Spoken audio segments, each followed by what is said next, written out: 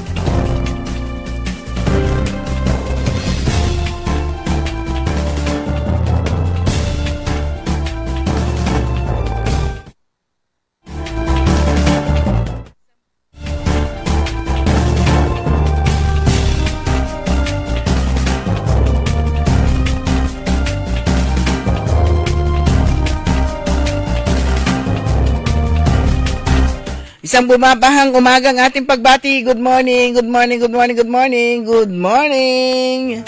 Magandang umaga po sa inyo lahat. Araw na po ngayon ng Sabado at ngayon ay September 27, 2025. Ikapitong araw na ng pagbaha dito po sa Dagupan. At oras na po ng ating programang Todo Balita at Komentaryo Saturday, Todo Balita Saturday Edition. As usual, sarapan na sa oras yatid namin sa inyo mga balita sa ating bansa at sa ibaang dagat. Ngayon din pagtalakay po natin sa ating mga lokal na balita.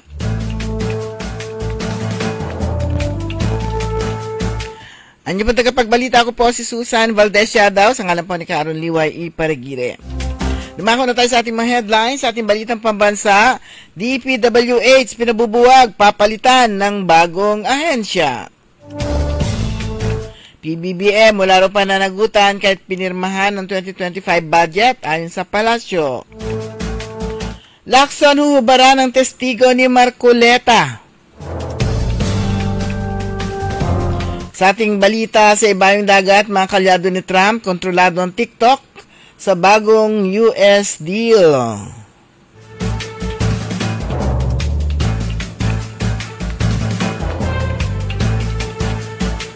Balitang lokal, tuloy-tuloy o kadiwa sa Kapitolyo, sa Capitol Grounds ng Lingayen, tuloy-tuloy. Sa bayan ng mga Kalasyaw, mga inilikas na pangiti sa magic tricks.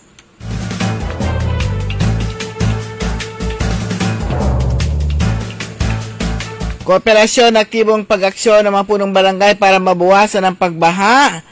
Hiniling ng lokal na pamahalaan ng Mangaldan.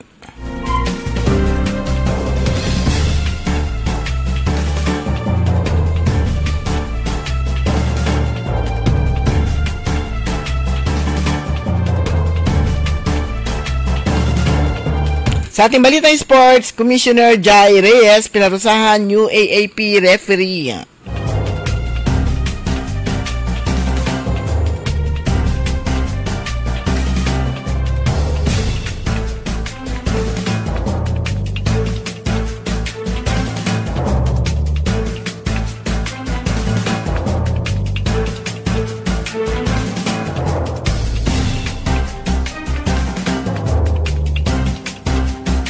At ngayon sa detalye ng ating mga balita, inilutang ni Bacolod Representative Albi Benitez ang idea na buwagin ng Department of Public Works and Highways o DPWH at lumikha ng bagong departamento dahil maaring hindi umano sapat ang pagpapatupad ng reforma upang tugunan ang sistematikong korupsyon.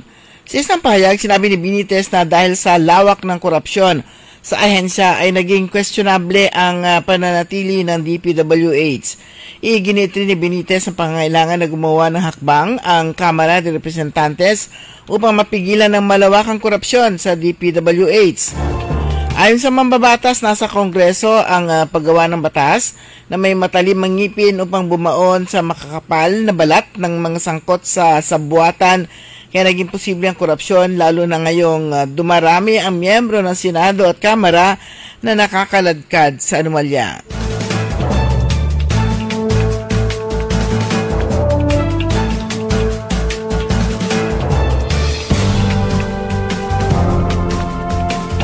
Nanindigan ng Malacanang na walang pananagutan si Pangulong Ferdinand Bongbong Marcos Jr. sa anomalya sa mga flood control project kahit siya pa ang pumirma sa 2025 national budget at sa prinsipyo ng command responsibility.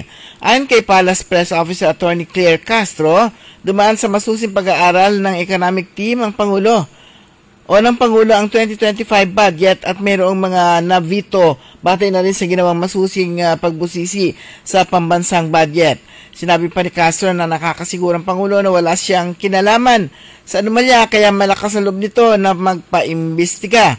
Kaya aniya, nasabi ng Presidente na mayroon ng mga natapos na flood control project noong 2024 dahil galing ito mismo sa kanyang cabinet secretary, subalit nung makita niya na hindi natugma ang report ay nagpaimbestiga ito.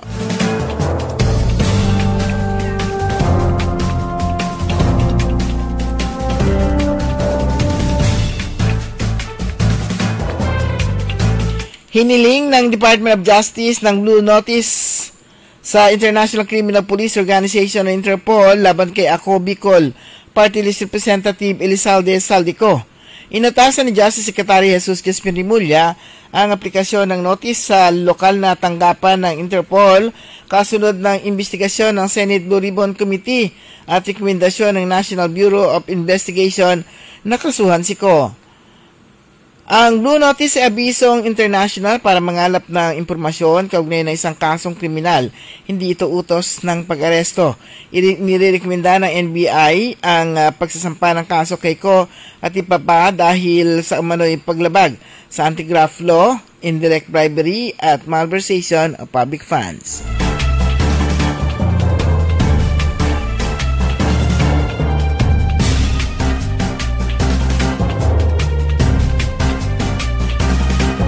Iisa sa ilalim ni Senate President Pro Tempore Panfilo Ping Lacson sa masusing record check ang background investigation ang surprise witness na si Orly Regala Gutesa dahil sa bigat ng kanyang testimonya sa pagdinig ng Senate Blue Ribbon Committee noong Huwebes. Sabi ni Lacson, chairman ng committee, si Gutesa na nagsasabing dati siyang marine at security consultant ni Representative Elizalde Co ay iniharap sa committee noong Huwebes nang walang abiso o paunang pabatid. Mas lumalang usapin na sabihin ng abogadong ang pangalan, pirma at notarial details na nakasaad sa sinumpang salaysay ni Gutesa ay hindi siya ang nagnotaryo, lumagda o tumulong sa paghahanda ng dokumento. Iniharap ni Senador Rodante Marcoleta si Gutesa sa pagdinig nitong Huwebes at sinabi niyang ipinakilala ito sa kanya ni dating Representative Michael Defensor.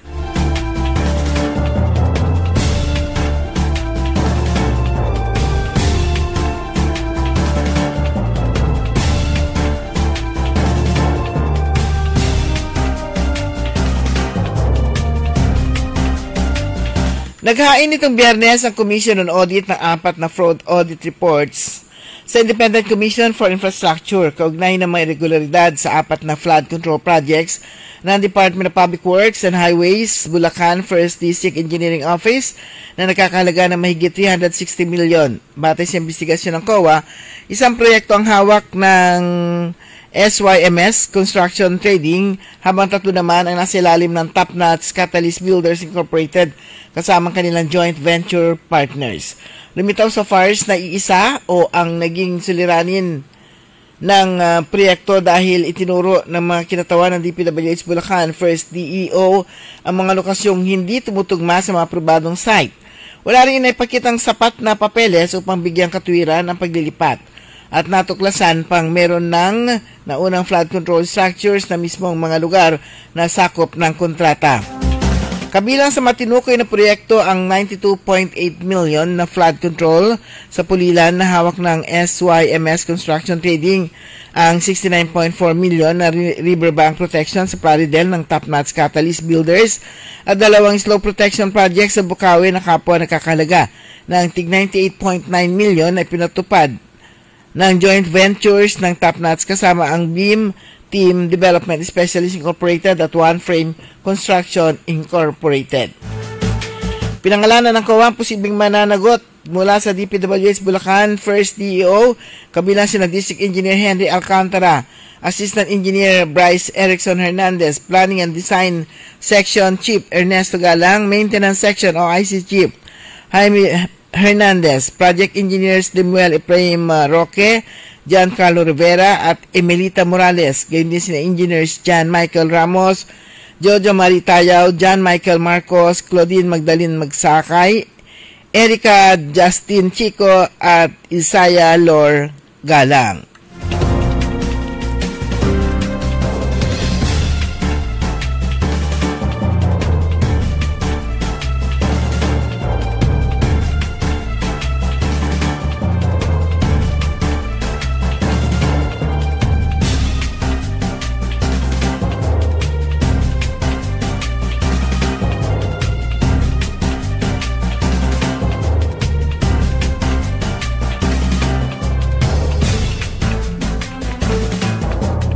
Dumako naman tayo sa ating mga balita sa ibayong dagat. Nilagdaan ni dating US President Donald Trump noong Huwebes ang isang executive order para sa panukalang kasunduan na magtatag ng US version ng TikTok kung saan bababa sa 20% ang Chinese ownership at mapupuntang control sa mga malalapit niyang kalyado.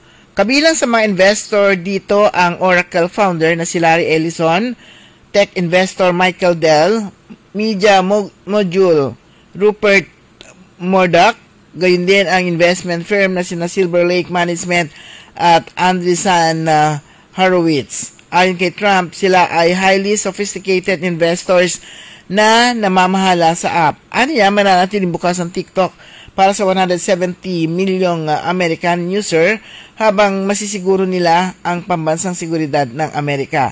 Kasama sa kasunduan ng pagdevelop ng US-made algorithm na magiging katapat ng secret sauce ng orihinal na TikTok, ang sistema nagpasikat dito bilang isa sa pinakamalaking social media platform sa mundo.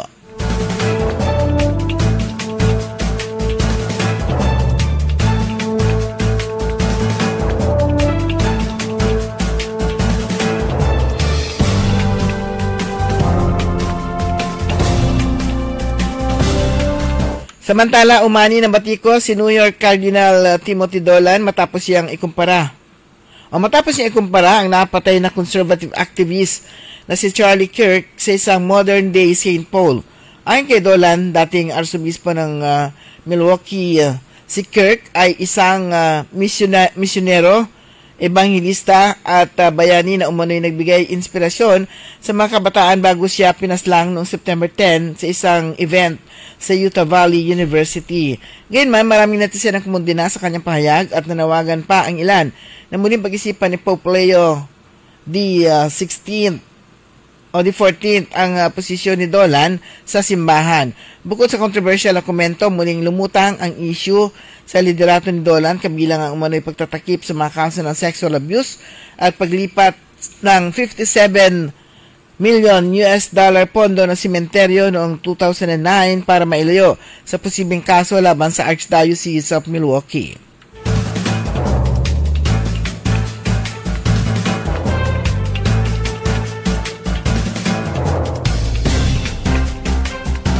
Sa ating mga lokal na balita, tuloy-tuloy ang kadiwa sa Kapitolyo ng Capitol Grounds sa Lingayen na naglalayong maghatid ng mura at sariwang mga bilihin para sa mga mamamayan.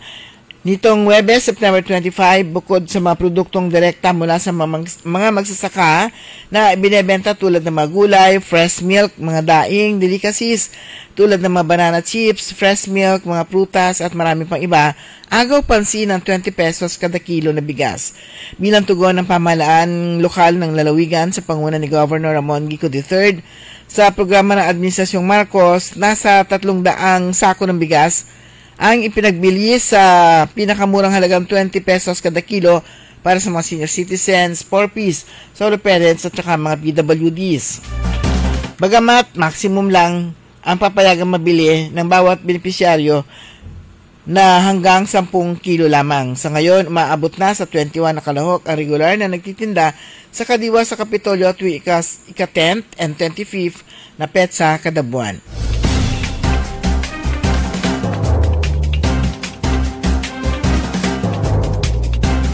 Para kahit paano ay maibsa ng iniisip ng mga residenteng iniwan ang kanilang tahanan para lumikas dahil sa baha, isang residente ang nagmalasakit na magpangiti sa mainilikas sa bayan ng Kalasyaw. Bumisita si Clown Baki sa Kalasyaw Sports Complex na siyang nagsisilbing evacuation center para i-entertain ng mga residente sa pamamagitan ng magic tricks.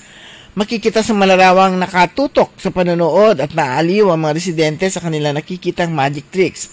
Nananatiling nakamonitor ang lokal na pamahalaan sa kanilang sitwasyon at patuloy na binibigay ang kanilang mga pangunahing pangangailangan tulad ng pagkain at tulugan sa pangunguna ng Municipal Social Welfare and Development Office. Nagpasalamat naman sila kay Clown Baki sa mahika ng kanyang malasakit, kabutiang loob at di matatawarang suporta, sabi ni AC George mula sa MSWDO. Nilagdaan ni Pangulong Bongbong Marcos Jr. ang Republic Act 12305, ang Philippine National Nuclear Energy Safety Act o PhilAtом Law noong September 18, 2025. Ito ang magtatakda na ligtas at responsabling paggamit ng nuclear energy sa bansa. Ay kay 2nd District Congressman Marco Huangco, ang PhilAtom ang bagong ahensyang mamamahala at sisiguro na ang lahat ng nuclear at radiation activities sa Pilipinas ay alinsunod sa pinakamataas na pandaigdigang pamantayan. Sinabi ng kongresista ang batas na ito ay bunga ng mahigpit na 2 dekadang advokasya niya. Ito raw ay isang hakbang patungo sa mura, malinis at maasahang kuryente. Naway matulukan na ang kahirapan sa bansa dahil naniniwala siya na ang nuclear energy ang sagot sa taon-taong pagkakaroon ng energy crisis. Kaya ngayon na po, sana, DOE. Sa pagpapatibay ng Republic Act 12305, inilalagay ng Pilipinas ang pundasyon na isang mas ligtas, mas malaya at mas maunlad na kinabukasan sa enerhiya.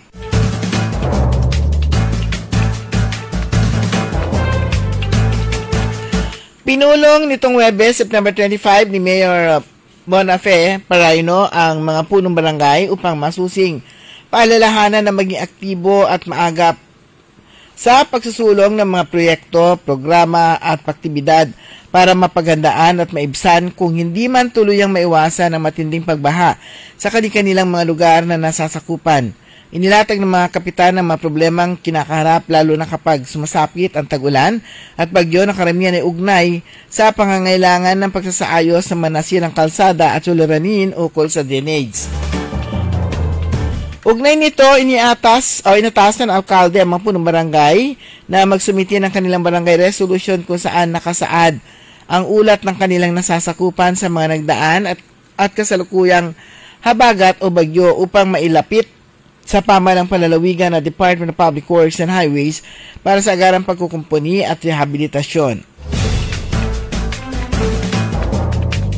Isa sa pangunahing tinalakay ang malalang pagbaha sa Barangay Banawang kung saan nagiging catch basin naman ito ng tubig mula sa kalapit barangay. Ayon kay PB Romelito Bisperas ay meron namang drainage canals sa kanilang barangay, ngunit walang daluyan ng tubig kaya naiipon lamang ang mga nasasalo nitong tubig mula sa kalapit na lugar.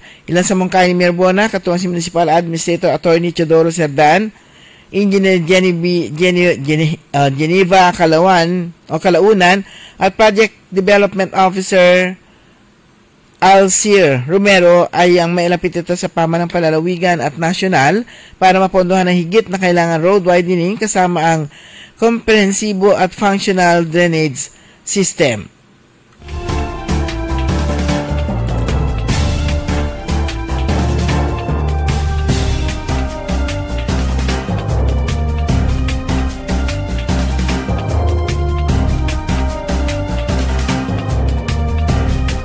Balita pa rin mula sa Distrito 2, mula sa inisyatiba ni Congressman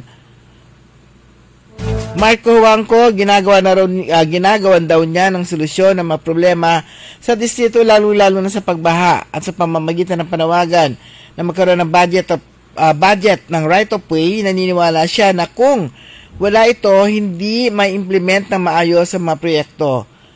Ibinahagi niya ang kanyang idea o solusyon na sa tingin niya ay makakatulong sa kapakanan ng distrito. Sa bawat hakbang ng kanyang mga planong proyekto ay kinakailangan daw ang pagkakaisa at ugnayan mula sa gobyerno, mga kababayan at mga kababayan dahil ito ang isang susi na isang matagumpay na proyekto.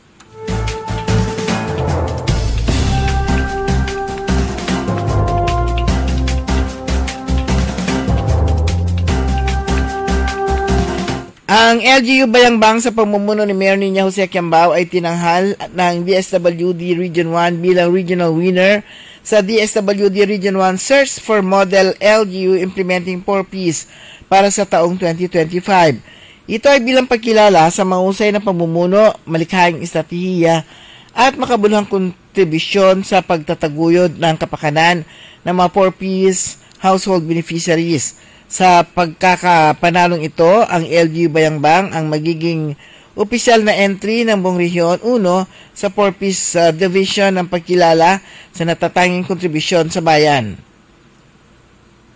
Ang Panata Ko sa Bayan Awards for calendar year 2025.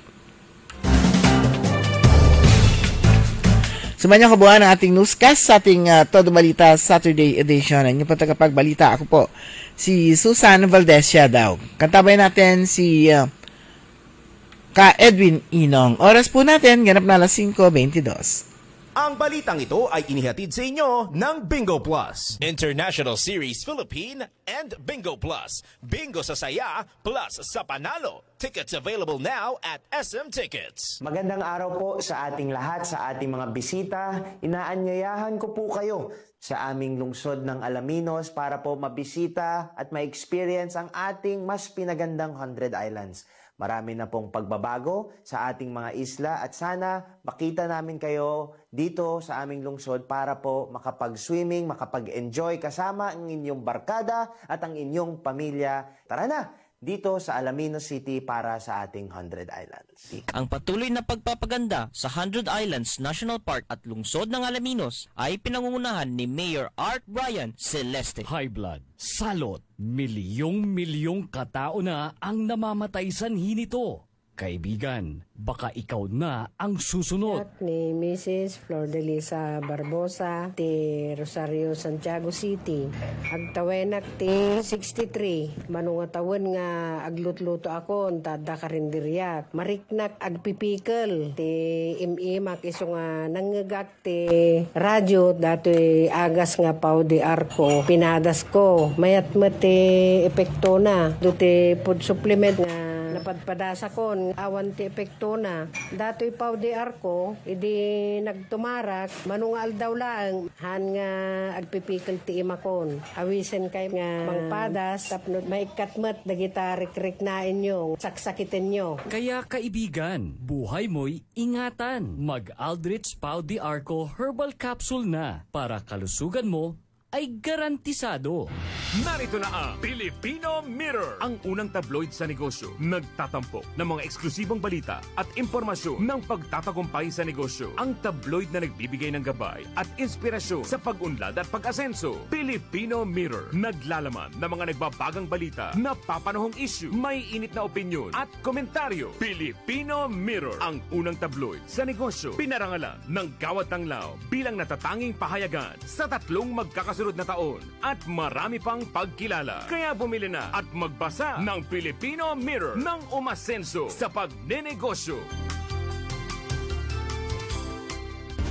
Papalakas ng papalakas, palinaw ng palinaw, mga balita at impormasyong naiintindihan dahil malinaw mong nalaman. Tutok lang sa DWIZ mula umaga hanggang gabi. Updated on air and online. DWIZ, nagbabalita ng tama, naglilingkod ng tama. DWIZ. Susan Yadaw sa Todo Balita.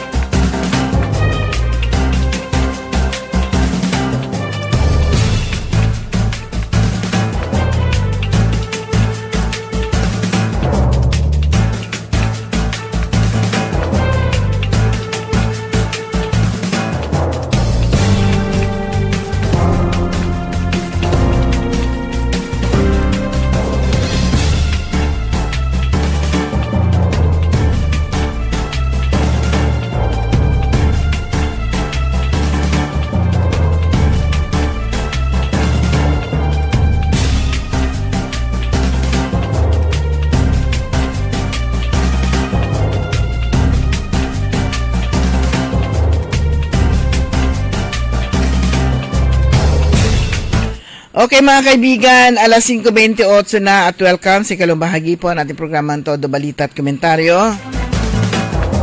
Ika-7 araw na rin po ng pagbaha dito sa Dagupan at hindi pa rin humuhu pa. Pero meron ng malakas ang loob ng mga tricycle drivers na ipasok. Talagang matindi ang pangangailangan. Yan, kasi nga tinatalo na sila ng mga kuliglig. Kaya mas gusto pang sumakay ng mga commuters ang ating mga kababayan sa kuliglig kasi nga mataas. Tapos may konting excitement, yung parang ganoon yung makasakay ka ng kuliglig. Tapos mura pa yung singil. Ang tricycle nga naman wala pang baha, mahal na. May baha pa. Kaya nga parang parang holiday din nila kasi konti lang ang apektado halos actually po. Apektado po yung ating mga kababayan dito po sa bagyong ito. Apektado ang mga negosyante. Lalong-lalo na po dito sa Dagupan, dito sa downtown area. Ayan. Kaya ang daming naghihiling na kailangan merong tax holiday. Ayan. At meron napapansin po natin yung ating mga kababayan, parang mula nung magkaroon ng yung rally nung araw ng Linggo, tumapang yung ating mga kababayan na magpahayag ng kanilang damdamin. Ayan. Tumapang silang magsalita. Dati-dati parang takot magsalita, takot sila magbigay ng kanilang pahayag. Pero mula nung magkaroon ng mula nang itong malawakang laban o kampanya laban sa korupsyon, tumapang na rin magsalita yung ating mga kababayan. I-share natin itong pero hindi ito paninira, kundi parang legit yung kanyang legit yung kanyang panawagan. Itong isang estudyante ng isang forestry student ng UPLB.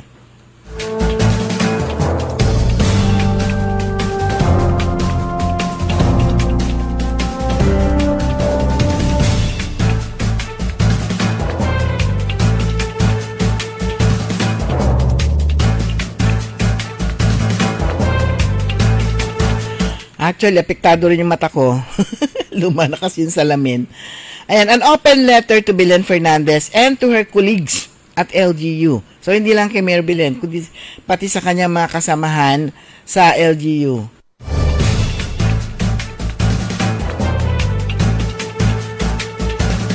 Sabi niya rito, I am Ivan, a BS Forestry student from UPLB.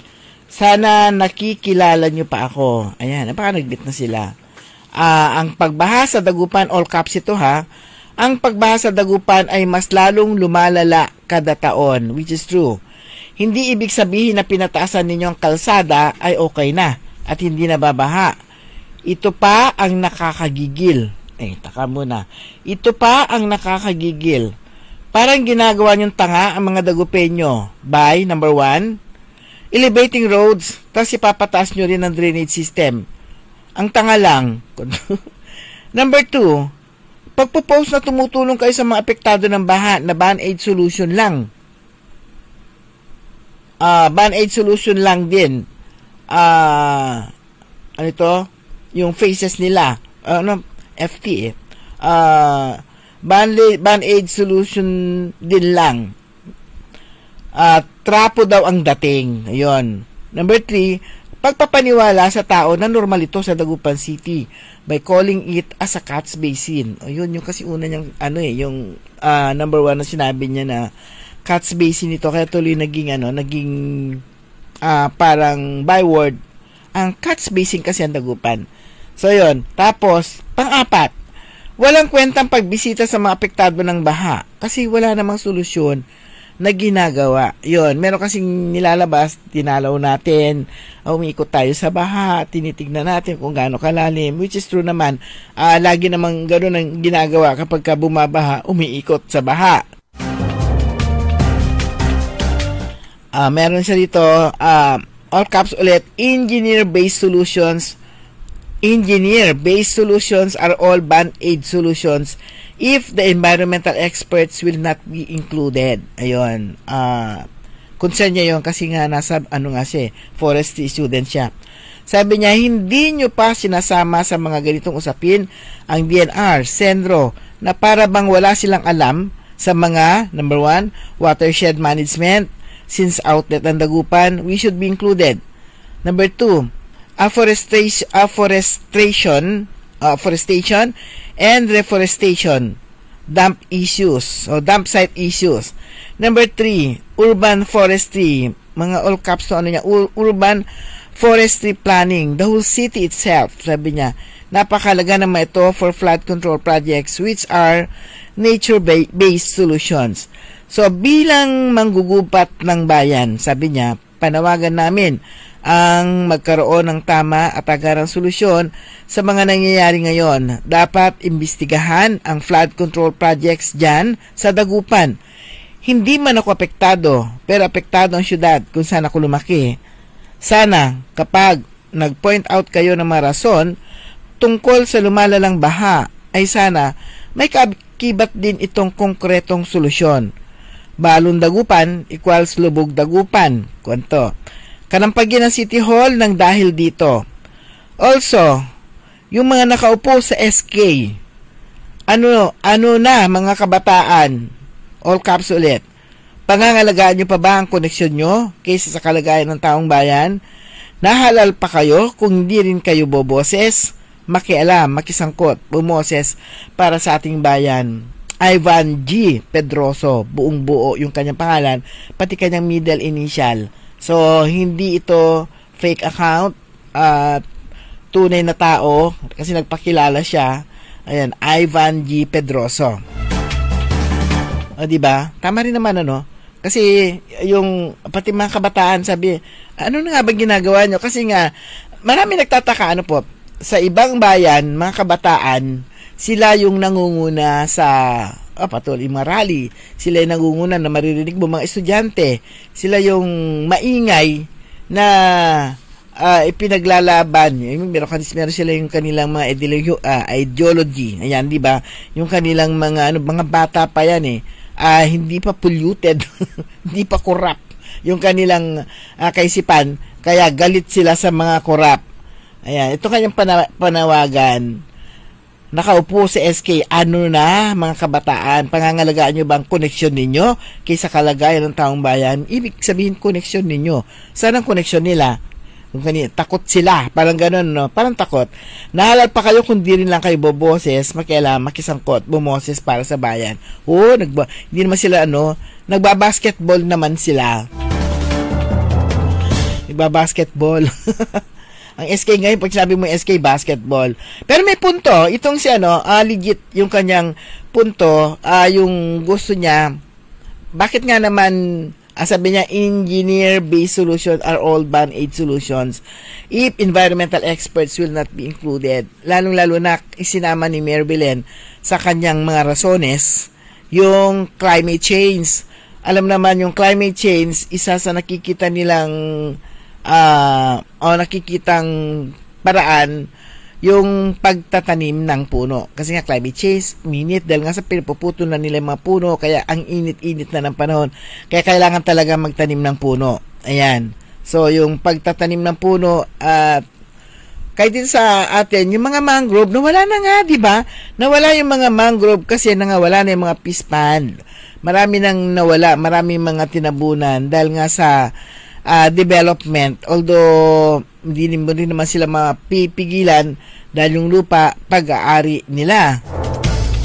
Pero ito po yung, ito yung nararanasan po natin sa buong Dagupan. Yung kaibigan nga natin galing ng Alaminos, dumaan siya ng Kalasyaw, ay sabi niya, baha pala dito sa Dagupan. Pupunta siya ng Villaflor. Kaya lang sabi ko, tinuruan ko, wag kang dadaan sa Mayumbo, dumaan ka sa Karaglaan. So, tinuro ko yung daan para makaiwas siya sa mabaha. Hindi niya nabasa kaagad ni Kulabot di Tanay diyan sa sasakyan nila pick up. Ni Kulabot yung paakyat diyan sa dito sa may Mayumbo. Ito yung kung bakit ba naman hindi man lang nila, kasi yun hanggang doon lang putol. Yung kung anong phase man yon, yung kontrata hanggang doon lang, tapos bato-bato na. Hindi man lang nila kahit na temporary lang sana na semento, parang ang laki-laking mababawas sa kita nila nitong mga nangungontrata, yung semento yun malang ng konti. Ayaw nilang mabawasan yung kanilang kita, kaya ang daming nahihirapan. Kaya tuwing umuulan, nahihirapang umakyat dyan kahit nga malalaking truck, nababalahaw dyan sa lugar na yan. Kaya nga si Kanto may sabi nung kaibigan ko, buti na lang, maraming tricycle driver, nagpatulak sila. Yan, laking tulak nun, laking pick up na itinulak nila.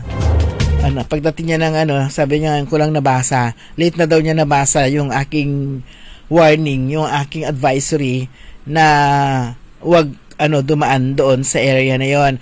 Kaya nga po kapag nagpo-post yung mga posts sa Facebook na baha, kung saan yung mga areas na baha, ang laking pasalamat na ating mga kababayan na nasa labas kasi na bibigyan yung information na ibinibigay sa kanila, kasi nga yun, maiwasan nila, hindi muna pupunta sa kanan muna kasi nga mababaha. Kwanto raw yung mga yon, nakakatulong, malaking tulong yon. Pero ito nga po, yung sinasabi nga po natin, ang daming galit na ating mga kababayan na nagpapahayag ng kanilang damdamin. Sabi nila, this is the new normal. Pero sabi naman nitong si RTM, this is not normal.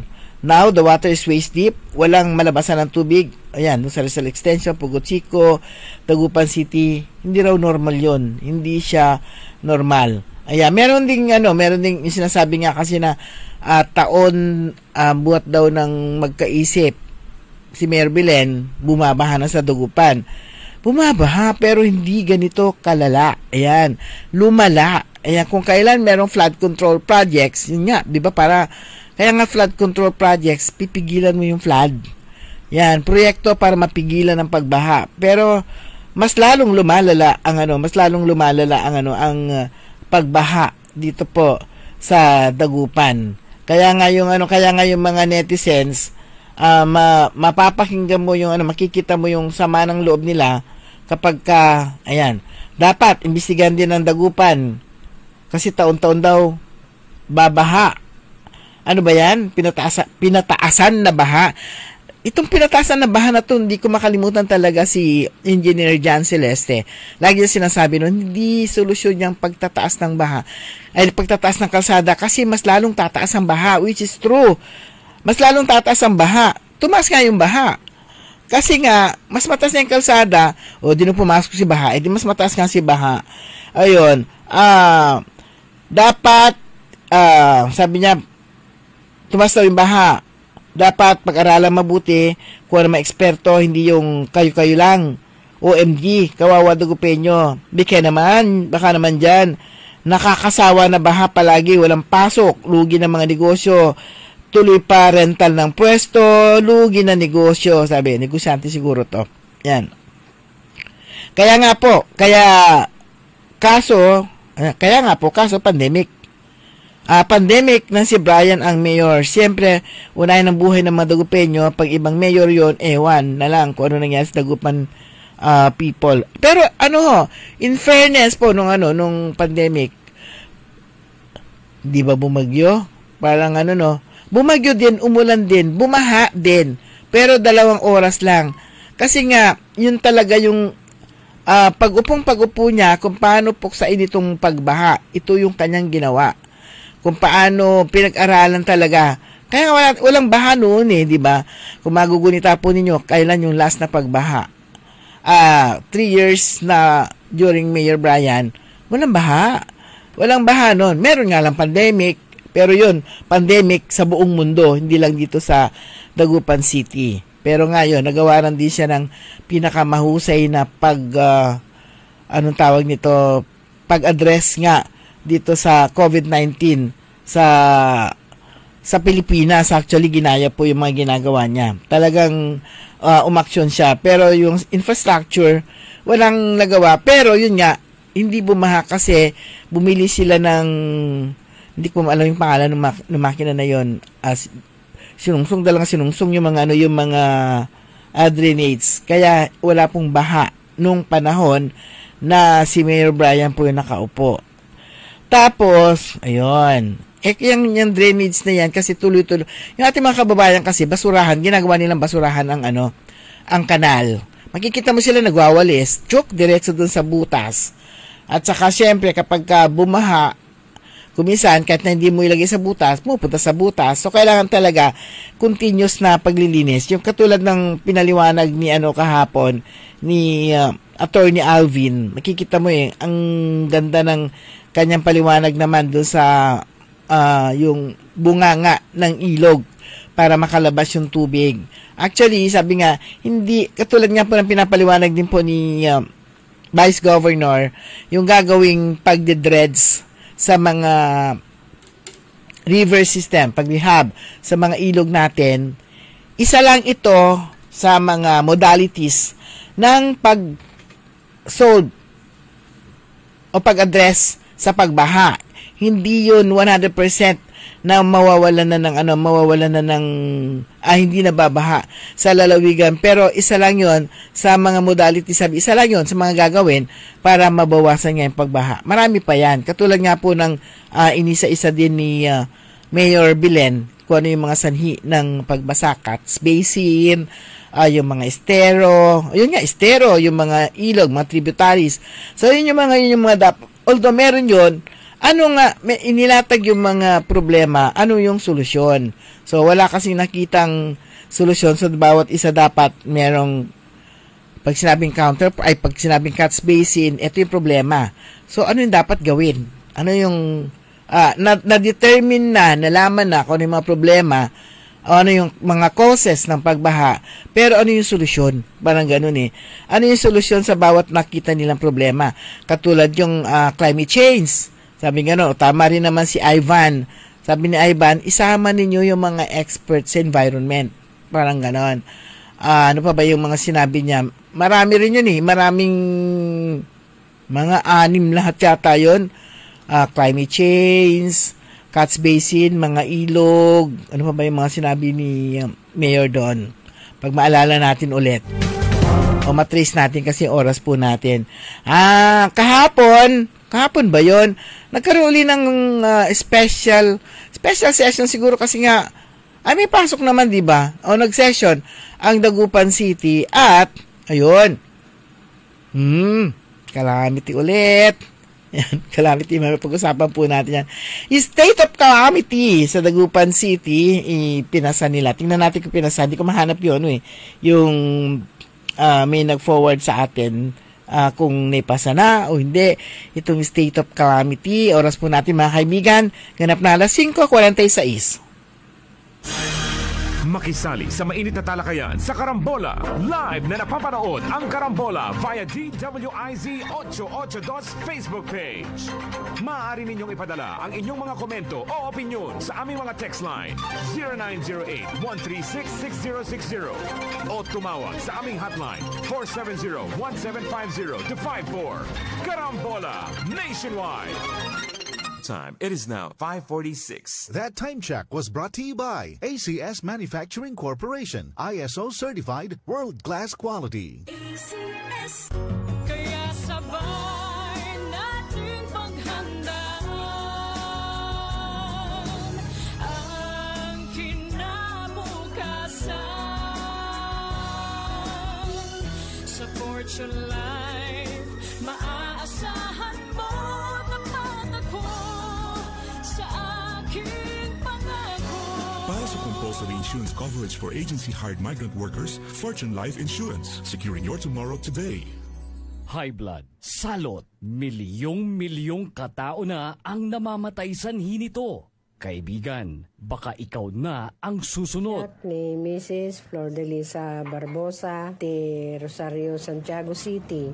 Agtawenak ti 63. Manungatawin nga aglutluto ako, tada karinderyak. Mariknak agpipikal. Ti imimak iso nga nangagak ti radyo, dato'y agas nga pao di arko. Pinadas ko. Mayat mo ti epekto na. Duti food supplement nga napadpadasa ko. Awan ti epekto na. Dato'y pao di arko, idi nagtumarak, manungal daw lang, han nga agpipikal ti imakon. Awisen kay nga mangpadas, tapno maikatmat, dagita rik-rik na inyo, saksakitin nyo. Kaya kaibigan, buhay mo'y ingatan. Mag-Aldrich Pau di Arco Herbal Capsule na para kalusugan mo ay garantisado.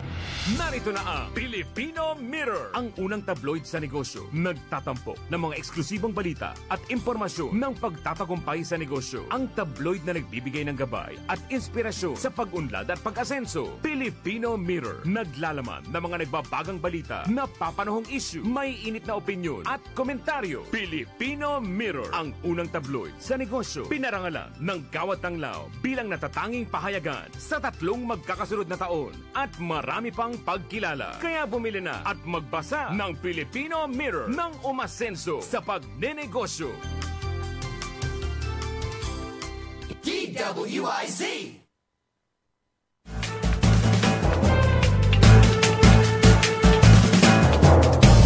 Oras po natin, meron pa tayong 11 minuto na lang bago sumapit ang alas 6 at maliwanag ng kalangitan. Actually, nung lumabas ako kanina, meron mga bituin na.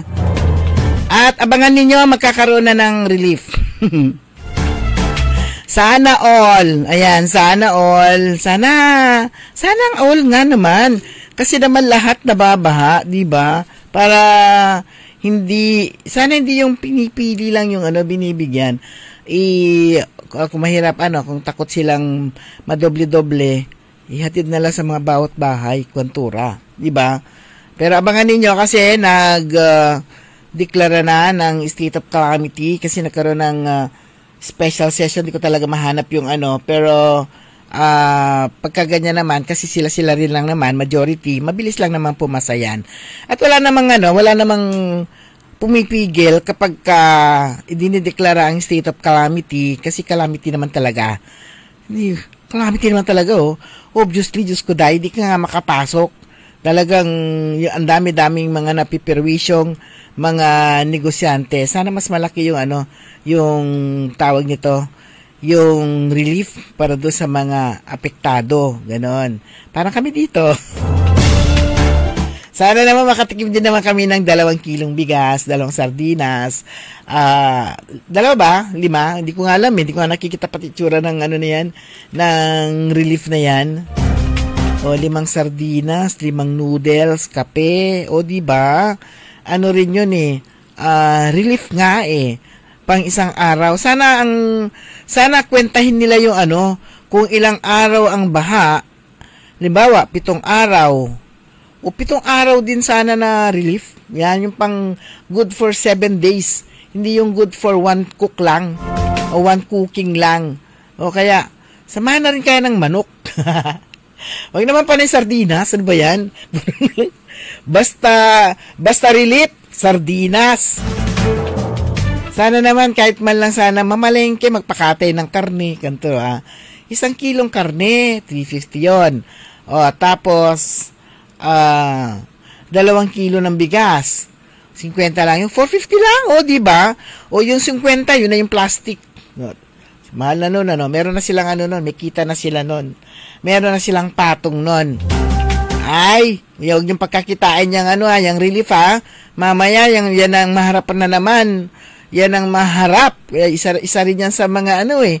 Isa rin yan sa imposibleng walang kita. Yung mga nagpaparelief. Ganun eh. Kasi hindi naman yata, wala namang ano eh. Dapat transparent.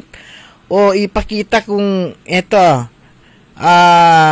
Para makita ng mga tao kasi laging state of calamity. Kapag sinabi mo state of calamity, naghihintay na sila ng relief. Tapos yung iba wala, yung iba meron.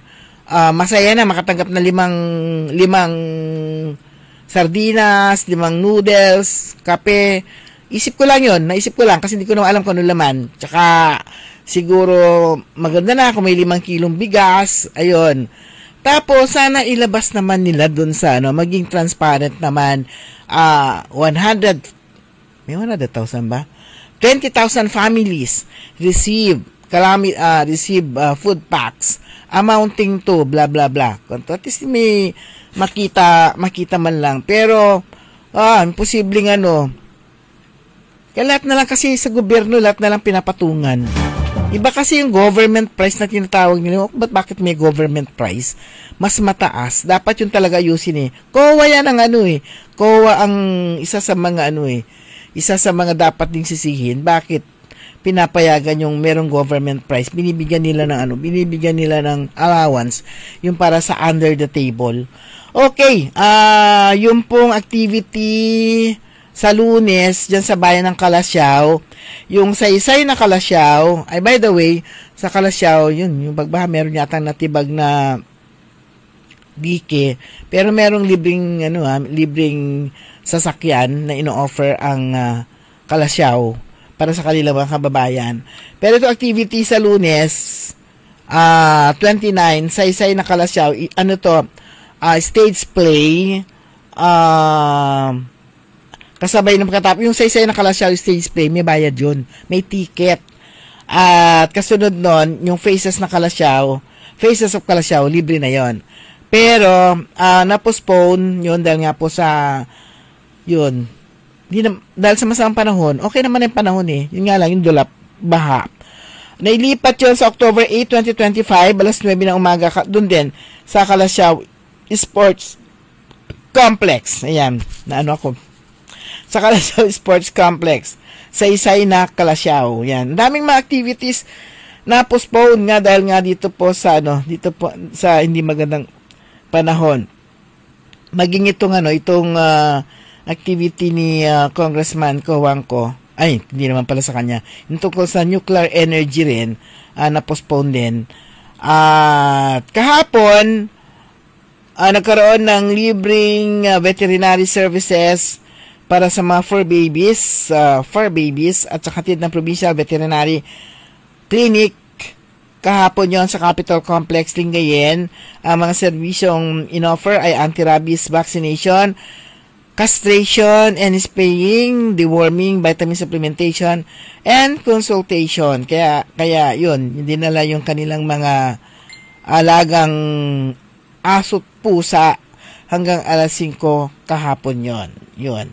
Let's keep Pangasinan rabies free. Kwanto.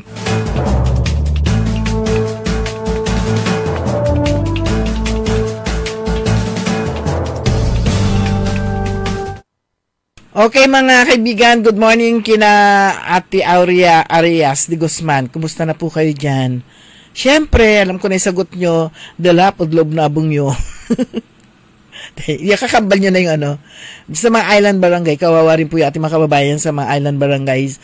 Talagang sila naman yung nauuna lagi rin na nababaha, lalong-lalo na yung malapit-lapit na talaga sila sa dagat o malapit sila sa ilog.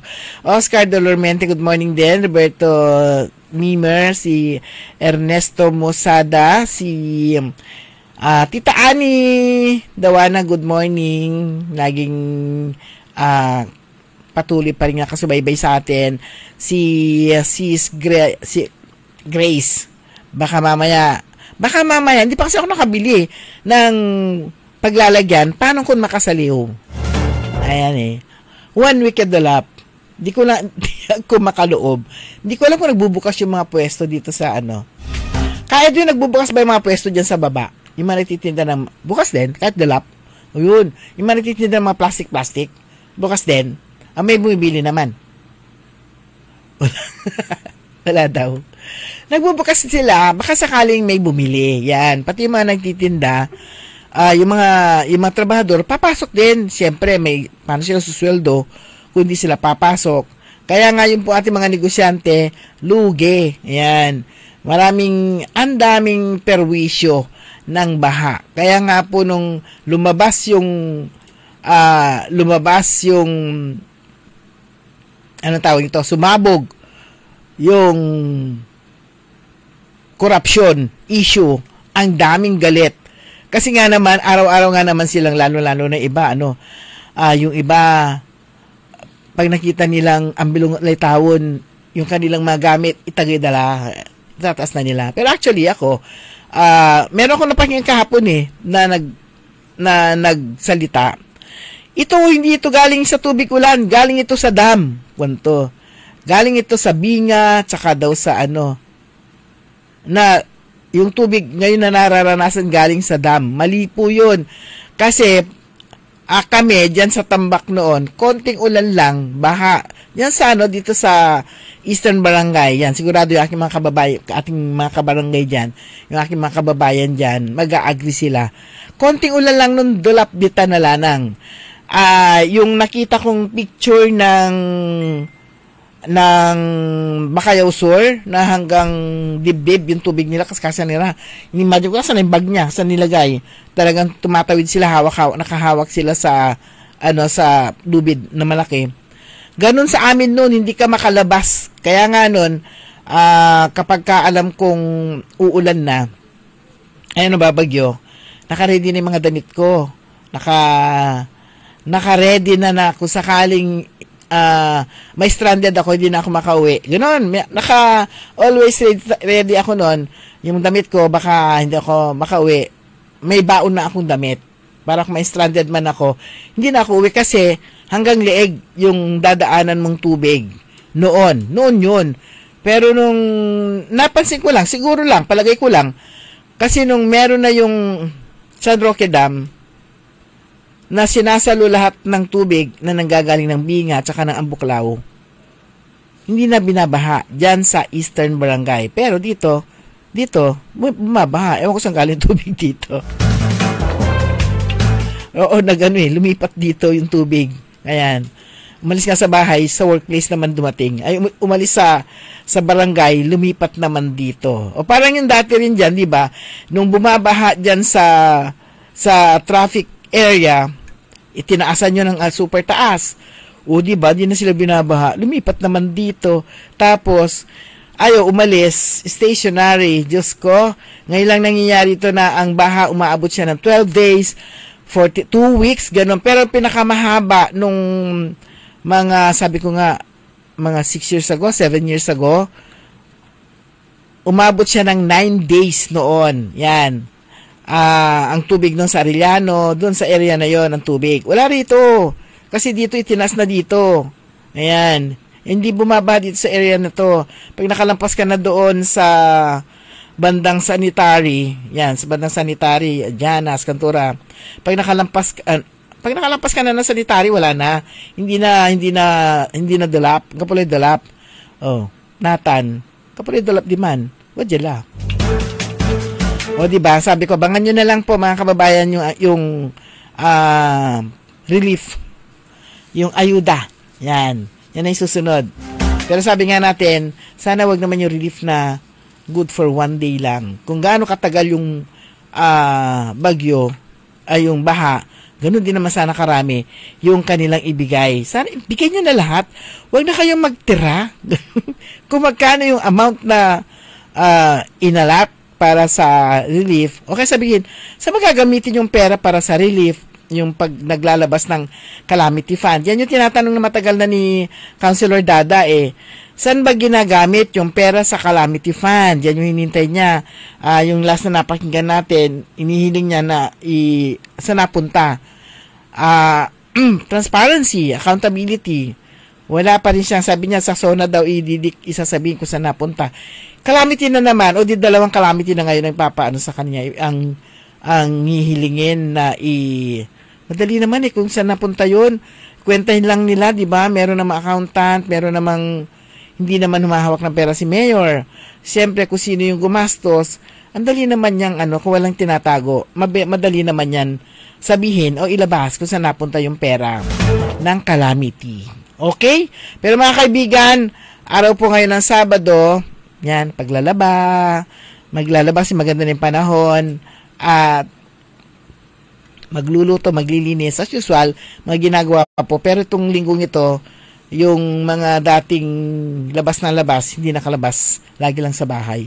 Oras po natin, ganap na pong 6:00. Asan yung oras? 6:00. Yan. 6:00. Good morning kay Mamata Entropa. Kay DC Vian, good morning. Wala na po tayong sapat na oras. Natabayan po ninyo susunod na programa. Sa programang Todo Balita at Komentaryo, nyo po nakasama sa technical side si Ka Edwin Inong. At sa ngalan po ni Carol Liway, ako po si Susan Valdez Yadaw. Magandang umaga po.